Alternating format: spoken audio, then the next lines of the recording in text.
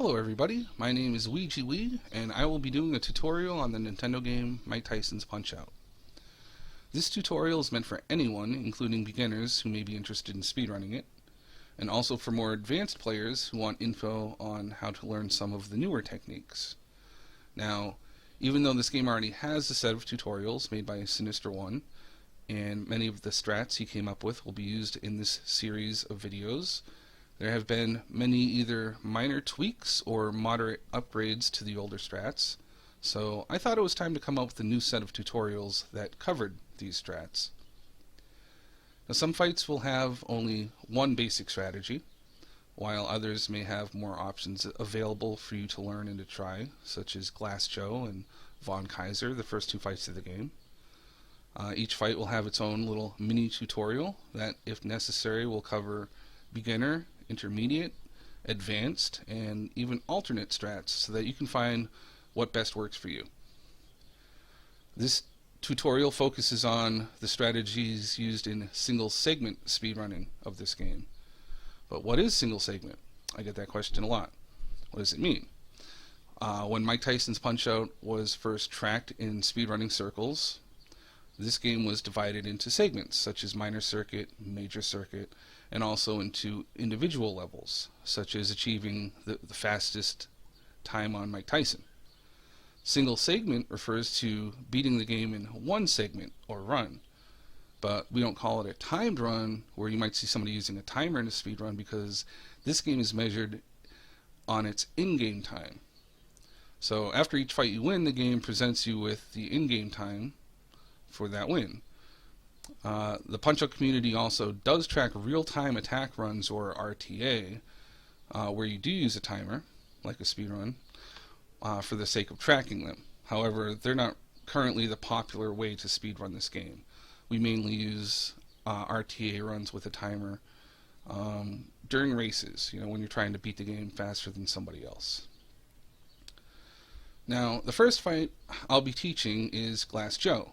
And I recommend, if you're a beginner, that you learn this Glass Joe speedrun strat first, even if you've never played the game. I think learning how to beat Glass Joe and how to buffer punches, to get a feel for how that works, is probably a great place to start. Now, after you learn Glass Joe and you're a beginner, my recommendation is you just play the game until you can beat everybody. And if you want to look at these tutorials for some hints, feel free to do that. But beat the game until you can beat Mike Tyson, and that's not easy. Not everybody can do that. So if you're having trouble with that, maybe you want to just get to Tyson and then maybe start learning the tutorials as you practice Tyson on the side. That's fine too. The reason I want you to play the game first is it's hard to learn speedrun strats for any game without first, kind of knowing the game. So after you can beat Tyson, say, handily in round 2 or 3 most of the time, then you'll be fairly well equipped to grasp the concepts behind the rest of these tutorials. Now, after you learn Glass Joe and you can beat the game without breaking too much of a sweat, and your main goal is to challenge the world record times in this game, the next fight I recommend you learn is actually Mike Tyson. And the reason for this is, if you can't beat Tyson in round 1, you won't be challenging the top runners of this game. It's just not possible. If you go to round 2, I don't think even with perfect fights leading up to that, you're even going to come close to the world record. You really need a round 1 Tyson. You really need to be able to do that. So the earlier you start practice on Tyson, the better. Tyson takes a lot of practice to master, but the concepts to beating him are actually fairly simple to learn, which basically just include learning his patterns and getting the timing down on the frame-perfect punches. That's it. If, however, your goal is to just get a decent time out there without worrying about breaking records, and you're fine with getting Tyson in round 2 every time, I still think you should practice Tyson regularly as you learn the rest of the game. Mike Tyson's Punch-Out! Is a game that's not very emulator friendly. A lot of games are, and they're okay to play on emulator.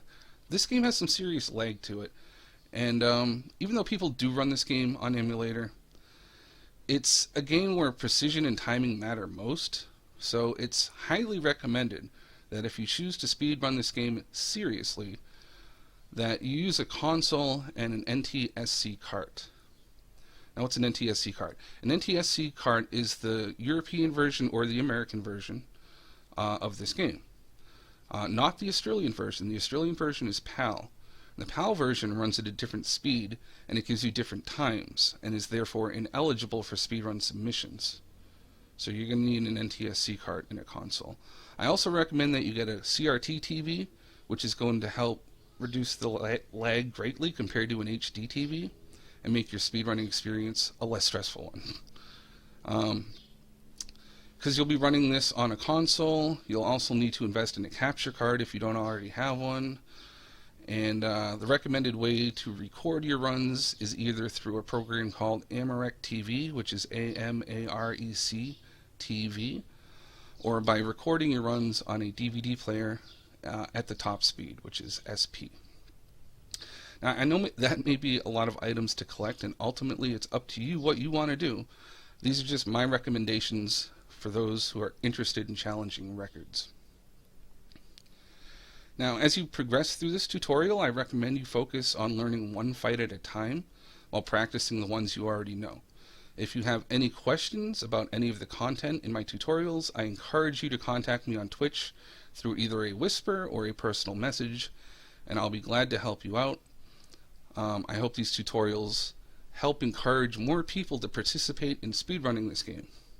It's my favorite game of all time, and the Punch-Out community is filled with some truly awesome people. So, good luck to those that do pick it up, and remember to always keep it fun.